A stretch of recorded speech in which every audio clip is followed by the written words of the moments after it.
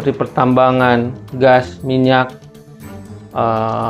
dan lain-lain, ya, itu mestinya jangan dikorupsi. Nah, bagi sahabat sekalian yang belum mendapatkan pekerjaan, jangan berkecil hati. Selalu ada jalan saat kita akan ingin memperbaiki kehidupan kita. Hilangkan rasa gengsi, hilangkan rasa malu, ya, tingkatkan keberanian, dan tingkatkan kemampuan. Bersaing dengan siapapun dengan cara sehat. Belajar kepada siapapun supaya kita bisa. Pada akhirnya, kita yang menentukan jalan hidup kita. Jangan merasa anti ketika berbicara tentang kriteria kepemimpinan. Assalamualaikum warahmatullahi wabarakatuh. Sahabat sekalian, pengangguran di Indonesia masih sangat tinggi. Apakah sahabat sekalian juga masih menganggur atau tidak tahu? Apakah sahabat sekalian masuk kategori pengangguran apa? Coba kita lihat di sini ya. Nah, sahabat sekalian, pengangguran di Indonesia dengan kategori pengangguran terbuka itu mencapai 4,9% dari angkatan kerja masyarakat Indonesia. Itu dari berbagai jenjang pendidikan, bahkan yang namanya lulusan universitas ataupun sarjana itu masih banyak yang menganggur. Yang masuk kategori terbuka itu bisa sampai 800.000 orang, 800.000 sarjana. Itu kategori terbuka. Nah, mungkin sahabat sekalian ada yang benar-benar pengangguran pada kategori terbuka ini. Ya, yang dimaksud kategori terbuka adalah apabila sahabat sekalian sekarang di usia produktif, ya, kisaran antara 18 sampai 60-an, itu tidak bekerja. Artinya sahabat sekalian pengangguran terbuka, ya, ataupun sedang mencari pekerjaan, baru lulus kuliah, itu bisa jadi disebut sebagai pengangguran terbuka. Ada kategori lainnya, yaitu pengangguran terselubung. Ya, dimaksud pengangguran terselubung adalah saat sahabat sekalian itu bekerja, ya, tapi penghasilannya tidak cukup. Ya, misalkan sahabat sekalian punya penghasilan, ya, contoh saja dalam angka misalkan 1 juta. Tapi kebutuhan dasar sahabat sekalian itu 1,5 juta misalkan. Artinya sahabat sekalian bekerja tapi tidak cukup. Kadang harus mencari lebihan supaya untuk memenuhi kehidupan. Itu bisa masuk sebagai pengangguran terselubung. Ada lagi pengangguran lainnya, yaitu pengangguran setengah pengangguran. Itu ketika sahabat sekalian bekerja, ya, misalkan bekerja itu harusnya 8 jam ataupun misalkan 7 jam. Nah, sahabat sekalian tidak bekerja selama itu, cuma 4 jam ataupun cuma berapa jam. Di samping juga upahnya tidak besar, tidak cukup untuk menghidupi pribadi dan keluarga. Itu disebut pengangguran separuh pengangguran. Nah, sahabat sekalian, penyebab dari pengangguran itu berbagai macam, ya. Dari aspek tentunya secara personal, ya. Masyarakat Indonesia itu disebutkan memiliki daya saing yang tidak begitu kompetitif atau bisa dikatakan rendah, ya. Jadi dia memiliki peringkat 46 dari 67 negara.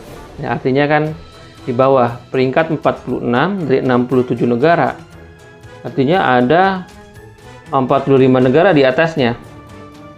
Ya, dan hanya 10-an negara, ya, di bawahnya. Daya saingnya agak rendah.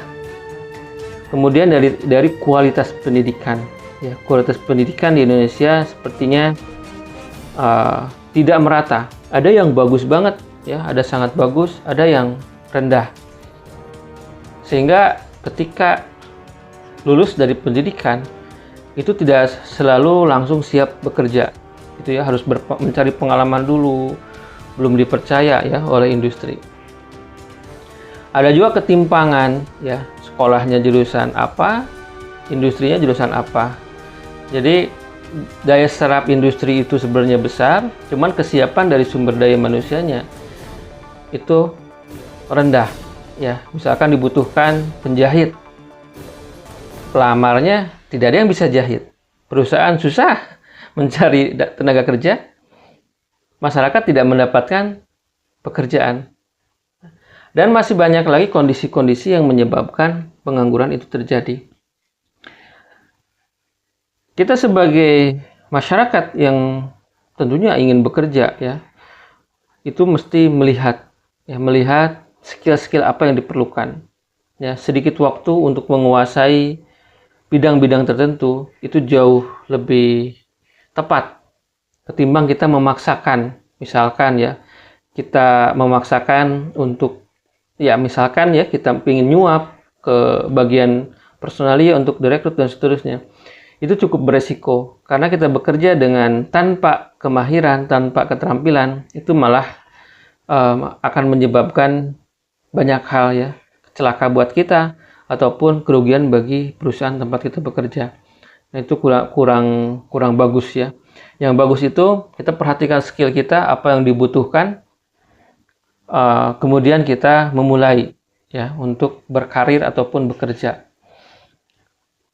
Dan ada hal lainnya lagi, ya, misalkan sekarang kalau kita berselancar di dunia maya, ya, di dunia internet, banyak yang membuka freelance ataupun pekerjaan-pekerjaan yang tidak mesti hadir ke kantor, ya, atau hadir ke tempat kerja. Itu ada, ya. Tapi memang itu butuh keterampilan digital. Nah, jadi keterampilan digital di hari-hari sekarang ini itu cukup banyak diperlukan. Nah, sahabat sekalian, itu memang akan sangat luas apabila kita bicarakan. Dan kadang kita menjadi tidak semangat, ya, untuk melakukan sebuah upaya. Nah, sahabat sekalian, untuk sahabat-sahabat yang sedang bekerja ataupun sudah mendapatkan pekerjaan, bersyukur, ya, bahwa pekerjaan itu tidak membuat kita kaya, iya, tapi membuat kita bisa bertahan dan meningkatkan skill produktivitas kita. Bahkan kita bisa menghidupi diri sendiri secara mandiri, itu sudah bagus, ya. Nah, bagi sahabat sekalian yang belum mendapatkan pekerjaan, nah ini dia, jangan berkecil hati. Jangan berkecil hati. Selalu ada jalan saat kita akan ingin memperbaiki kehidupan kita. Hilangkan rasa gengsi, hilangkan rasa malu, ya, tingkatkan keberanian, dan tingkatkan kemampuan. Bersaing dengan siapapun dengan cara sehat. Belajar kepada siapapun supaya kita bisa. Pada akhirnya, kita yang menentukan jalan hidup kita. Nah, sahabat sekalian, lalu ada faktor lain, yaitu faktor pemerintahan. Ya, faktor pemerintah untuk mengelola sumber daya negara itu penting. Pengangguran itu banyak disebabkan oleh sumber daya yang tidak begitu bagus. Artinya kualitas dari pendidikannya, kita SD, kita SMP, kita SMA, kita perguruan tinggi, itu tidak memiliki daya saing ataupun tidak sesuai kebutuhan daripada skill di masyarakat pada saat ini. Ya, itu siapa penyelenggaranya? Pemerintah. Artinya apa? Pemerintah harus memperhatikan pendidikan. Banyak lembaga-lembaga pendidikan yang seharusnya memiliki kualitas yang bagus, ya, sehingga menelurkan kita nih yang lulusan sekolah itu memiliki kompetensi yang memadai untuk bisa bekerja secara baik. Nah, yang lainnya adalah kondisi perekonomian, ya. Kondisi perekonomian itu selain oleh pekerja, oleh pemilik industri, itu oleh pemerintah.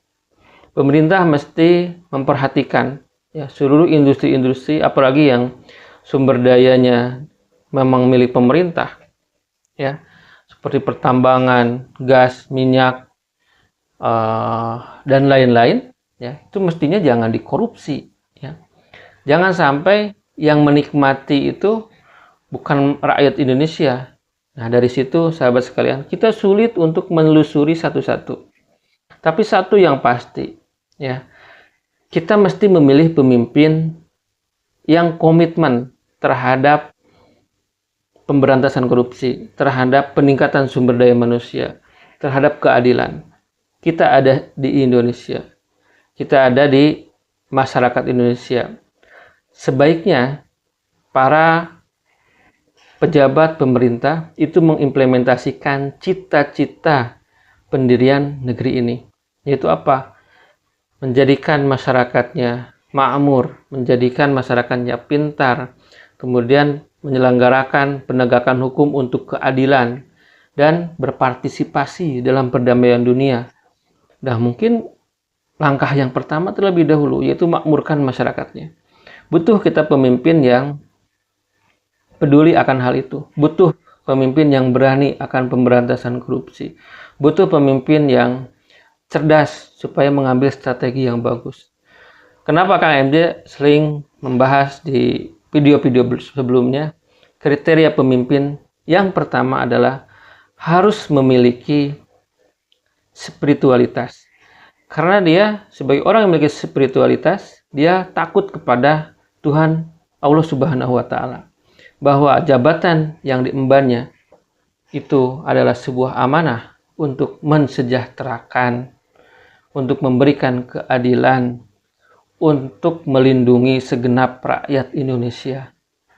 Sebelum itu terwujud, maka dia akan susah untuk tidur. Kita harus bisa memilih pemimpin seperti itu. Jadi, jangan merasa anti ketika berbicara tentang kriteria kepemimpinan. Kang MJ bahas siapapun pemimpin yang potensi di Indonesia, coba dibahas. Supaya apa? Supaya kita bisa memilih. Dan untuk masalah pengangguran, tentu itu benang kusut, ya, yang dimana permasalahannya ujung ke ujungnya butuh tangan daripada orang pemimpin yang peduli kepada kita. Selain daripada kita berusaha keras untuk supaya kita bisa mandiri, kita juga harus memilih pemimpin yang peduli kepada kita masyarakat kecil. Nah, sahabat sekalian, tidak ada habis-habisnya bicara tentang pengangguran, ya sahabat sekalian. Mari komentar, ya, kita doakan semoga pemimpin-pemimpin kita peduli akan kita yang belum bekerja, masih nganggur, hidupnya masih belum layak, agar diberantas korupsi, agar keadilan bisa terwujudkan di Indonesia. Nah, sahabat sekalian, ketimbang ngawur kemana-mana, itu saja pada kesempatan kali ini. Terima kasih. Wassalamualaikum warahmatullahi wabarakatuh.